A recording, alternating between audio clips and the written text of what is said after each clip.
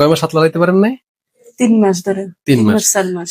দেখেন আপনি, আমি এখানে ধরলে আপনি ব্যথাটা কিভাবে পান বুঝছেন কি পরিমাণ ব্যথাটা হয়। হ্যাঁ, একটু আগে ধরেন 1 ঘন্টা হয়েছে যখন আপনাকে আমি প্রথম দেখলাম, হাত ধরতে পারতাম না, টাচই করা যাইতো না, তাই না? কি পরিমাণ ব্যথা ছিল। এই যে এখন আমি আপনাকে ইন্টারভেনশন করে দিয়েছি, ভিতরে একটা ওষুধ দিয়েছি, এখন দেখেন কোনো ব্যথা নেই। আছে? জি না। খুশি? হ্যাঁ খুশি, আমি অনেক খুশি। কি করেছেন? শুধু বারবার ব্যথার ট্যাবলেট খেয়েছেন। তাহলে যেই চিকিৎসা যেই রোগের ওই রোগের ওই চিকিৎসা না করলে সেই ব্যথা কমে না। ঠিক আছে, ভারী কিছু করতে গেছেন অথবা সাধারণত মহিলাদের এই ব্যথাটা বেশি হয়। কাদের হয় যারা বেশিক্ষণ ঝাড়ু দেয়, থালাবাটি মাঝে একসাথে অনেকগুলো কাপড় কাচে, এইরকম হইলে আমাদের এখানে যেমন আমার এখানে ফাইলে দেখেন একটা পিছনে দেওয়া আছে, এই ছবিটা দেখেন। ঠিক আছে, আপনার ব্যথাটা এইটা।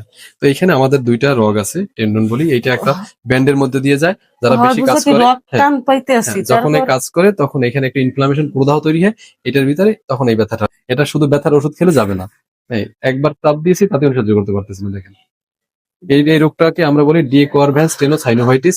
এই জায়গাটা ইমিডিয়েট এখন ইন্টারভেনশন করে দিতে হবে, তাহলে এই পেইনটা আস্তে আস্তে কমবে।